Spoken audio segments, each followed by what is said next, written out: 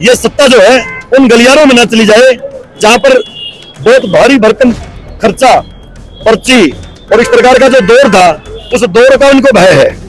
जब जनता झंडे उठा लेती है ना, तो झंडे गाड़ देती है। भारतीय जनता पार्टी में पिछले 10 वर्ष में जो नौकरियां मिली है वो ऐतिहासिक है। नमस्कार दोस्तों, स्वागत है आपका सच की आवाज में। अभी हम फतेहाबाद में, हमारे साथ है गोरखपुर के सरपंच मनदीप योगी जी। हाँ जी, क्या हालचाल है? बहुत बढ़िया भाई साहब, बहुत अच्छे। क्या लग रहा है चुनावी माहौल?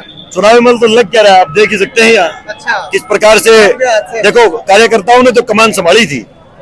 आज फतेहाबाद जिले के अंदर ये मुख्य जो भाजपा कार्यालय फतेहाबाद है, यहाँ आज चुनाव की कमान जो है नौजवानों ने संभाली है।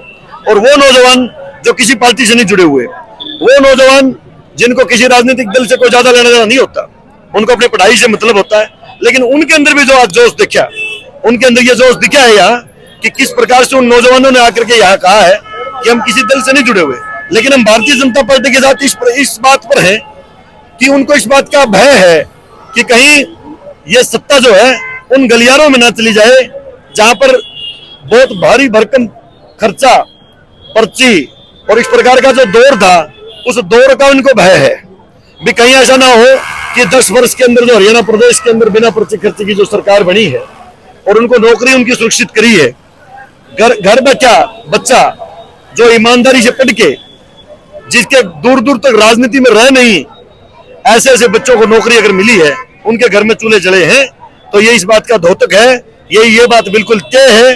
और यहाँ बिल्कुल आज जोश देखा है आप सभी ने कि किस प्रकार से एमएम कॉलेज से लेकर के यहाँ तक यूथ जो है लाइन बांध करके, पूरी 2 किलोमीटर लंबी लाइन लगा करके यहाँ यूथ सड़कों पर चल करके विधायक जी को समर्थन देने आया है।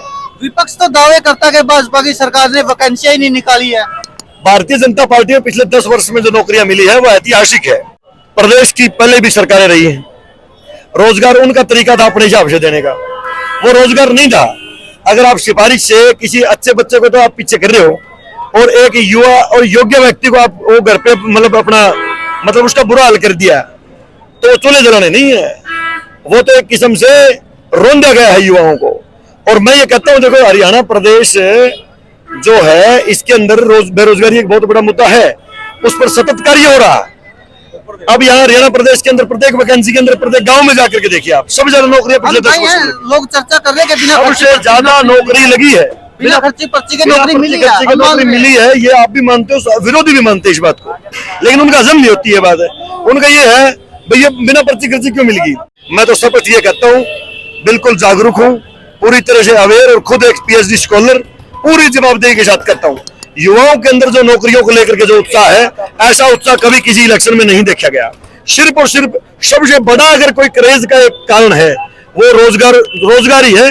और रोजगार के लिए जो उत्साह है, ये मैं क्या कराऊं, मैं तो एक पार्टी का कार्यकर्ता हूं, मैं तो हो सकता है मेरी पार्टी की बात करूंगा। आप जनता से पूछिए, आम बच्चे ये पढ़ रहे, इनसे पूछिए ना किस प्रकार इनमें उत्साह है। मैंने खुद बात करी इनसे, इन्होंने ये कहा भाई हमारे अंदर ये इस बात को लेकर के उत्साह है कि किस प्रकार से जिसके राजनीति में दूर दूर तक कोई संबंध नहीं, उन घरों में रोजगार पहुंच गया यार, ये छोटी बात थोड़ी नहीं है। हाँ, रोजगारी एक बेरोजगारी, देखो यूथ अगर पढ़ेगा, यूथ पढ़ाई भी, कॉलेज ज्यादा खुलेंगे, यूथ ज्यादा पढ़ेगा, तो उस श्रेणी में उसको एम्प्लॉयमेंट अनएम्प्लॉयमेंट का जो रेशियो होता है ना, वो सतत है, वो कंटिन्यूस प्रोसेस है।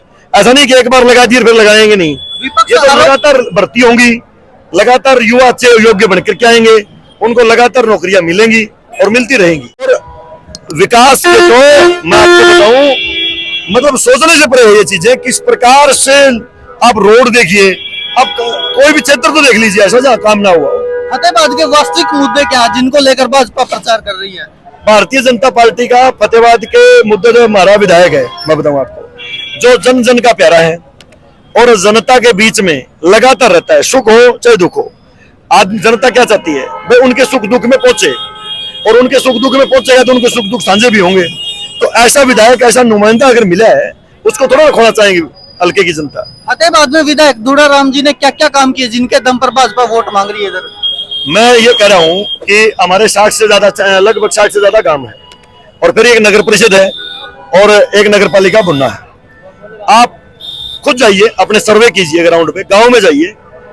अरे जहां मैं ये कह रहा हूं कि खेतों का रास्ता ईंटों का बनना मुश्किल हो जाता था, 1-1 करोड़ रुपए के रास्ते गांव में दिए हैं इंटरलॉक के। इंटरलॉक, मैं गांव का सरपंच हूं। 1 करोड़ रुपए का एक रास्ता मेरे गोरखपुर गांव में विधायक जी ने मंजूर करा के दिया। मेरे गांव के अंदर व्यायामशाला मंजूर करा के दी। इसी प्रकार छोटे छोटे गांवों में कम्युनिटी सेंटर आप देख सकते हैं। आप इसके अलावा वैगी स्कीम के द्वारा चौपालों के काम आप देख सकते हैं, आप गलियों के काम देख सकते हैं। मेरे को ये बताओ ना भाई, काम कौन सा रह गया? स्टेडियम के काम थे अभी होना वो काम चल रहे हैं। मनरेगा के तहत जो पक्के और कच्चे काम थे वो खूब चल रहे हैं। सबका मान सम्मान मिल रहा है, यही चाहती है जनता। भाजपा सरकार से सरपंच क्यों नाराज है? लगातार विरोध प्रदर्शन कर रहे हैं। बिल्कुल राजी है सरपंच राजी है भाजपा से। नहीं, आप तो बहुत सारे नाराज भी थे ना। ना नाराज थे, और थोड़ी बीच में संशोधन कर दिया उस चीज में जिस पर थोड़ी बड़ी नाराजगी थी। तो राजी कर दिए सरपंच? फुल राजी कर दिए। जो 2 लाख की पावर थी वो बढ़ा करके 21 लाख कर दी, जो कि 20 थी पहले। वो 20 भी भाजपा ने करी थी। उड्डा टाइम पर 10 थी। उड्डा सरकार जब थी उस टाइम सरपंच को पावर काम करवाने की 10 लाख पावर थी, जो कि धनखड़ साहब जब फर्स्ट फेज हमारा भारतीय जनता पार्टी का बना उस टाइम 20 लाख हुई थी, और सैनी साहब ने वो 21 कर दी। और जिस टाइम कुरुक्षेत्र में 21 लाख की घोषणा करी थी ना, उस टाइम सरपंचों का जोश देखते ही बढ़ता था। किस प्रकार से 2-2, 3-3 फुट ऊंचे उछल गए थे सरपंच। तो छोटी बात तीसरी बार आ जाएगी बात? लग क्या रहा बन गई। अच्छा जी, 100% है, ऐसी कोई बात है इसमें, कोई दोहराया नहीं है। अच्छा जी। जनता ने पूरा मन बना लिया कि जनता जो है वो पूरी तरह से जो है भारतीय जनता पार्टी का मूड बना चुकी है। मैं एक विनम्रता से एक बात और भी कहना चाहता हूं कि कांग्रेस के अंदर वर्तमान समय में दमन की पॉलिटिक्स है, दबाने की पॉलिटिक्स है।